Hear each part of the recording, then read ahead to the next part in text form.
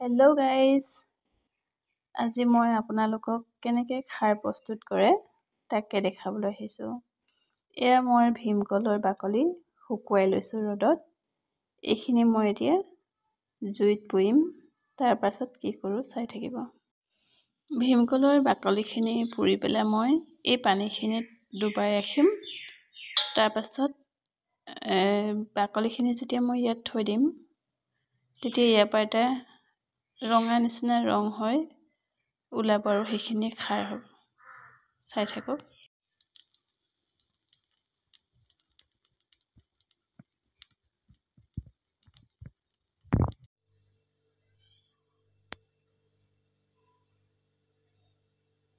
মোৰ আটাইখিনি কলৰ বাকলি পুৰি হৈ গ'ল। মই এতিয়া পানীত এনেকৈ 2 ঘণ্টা 3 ঘণ্টাৰ কাৰণে ডুবাই ৰাখিম। এইখিনি মই ঢাকি থ'ম। 3 ঘণ্টামানৰ পাছত আপোনালোকক চেকি পেলাই চাকনিয়ে চেকি কেনেকৈ খাৰটো ওলালে বটলত ভৰাই দেখাম, চাই থাকিব।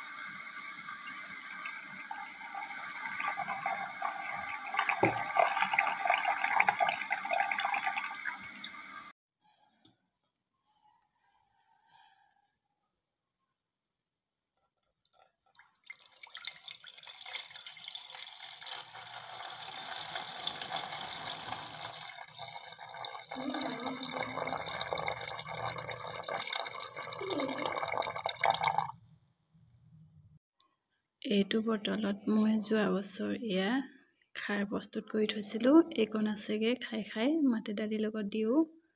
যেতিয়াই মই মাটি দালি ৰান্ধোঁ তেতিয়াই চামুচ দি দিওঁ। তেনেকৈ দি এইটো প্ৰায় এইকণহে আছেগৈ। এইটো বটলতে মই আজি আকৌ এইখিনি ভৰাম, আপোনালোকে চাই থাকক। এইটো মোৰ এইবাৰ ভীমকলৰ বাকলি ৰ'দত শুকুৱাই পুৱা শুকান কৰি জুইত পুৰি পেলাই বাকলিখিনি খাৰ প্ৰস্তুত কৰিলোঁ। এইটো বটল কেইবাবছৰলৈও হৈ যাব। যোৱাবাৰ এইটো বটলতে ভৰ্তিকৈ মই এবটল খাৰ প্ৰস্তুত কৰি ৰাখিছিলোঁ। ইয়াৰ পৰাই মই এজনক অলপ দিছিলোঁ, আধামান নহয়, অলপ কম। এইবাৰো মই পুৱা এই বটলটোৱে ভৰ্তিকৈ মই প্ৰস্তুত কৰি লৈছোঁ। এবটল বহুত দিনলৈ খাব পৰা হ'ব। আপোনালোকেও এনেকৈ ঘৰত যদি ভীমকলৰ গছ আছে বা ভীমকল আছে বা বজাৰৰ পৰাও কিনি আনি পেলাই কলকেইটাও খাব আৰু বাকলিখিনি ৰ'দত শুকুৱাই মোৰ দৰে এনেকৈ জুইত পুৰি খাৰ প্ৰস্তুত কৰি ল'ব পাৰে। মাটি দাইলত অলপ দি পেলাই খাব লাগে, খুব ভাল, পেট চাফা কৰে বুলি কোৱা শুনিছোঁ। আপোনালোকেও খাব পাৰে, এনেকৈ প্ৰস্তুত কৰি ল'ব পাৰে। বেছি কষ্ট নহয়, মাত্ৰ কেইদিনমান ৰ'দত বাকলিটো শুকুৱাব লাগে। পুৱা শুকান হ'লে বাকলিটো শুকান হৈ গ'লে জুইত পুৰি পেলাই ছাইখিনি, বাকলিখিনি যেতিয়া পোৱা হয় তেতিয়া ছাই হৈ যায়। ছাইখিনি পানীত, চফা পানীত, ফিল্টাৰ পানীত দুবাৰ আধা ঘণ্টামান ৰাখি থৈ দিব লাগে।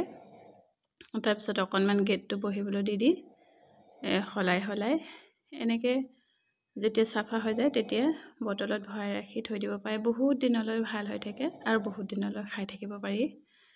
ভিডিঅ'টো চোৱাৰ কাৰণে অশেষ ধন্যবাদ।